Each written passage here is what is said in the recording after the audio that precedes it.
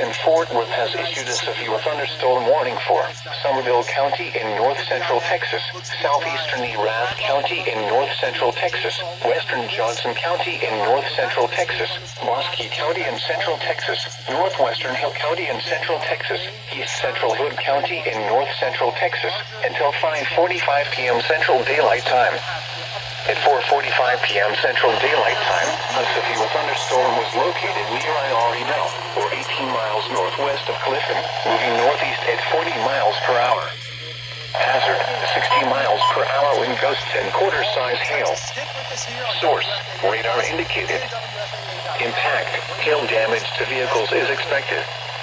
Expect wind damage to roofs, siding, and trees. This severe thunderstorm will be near Lake Whitney around 5:10 p.m. Central Daylight Time.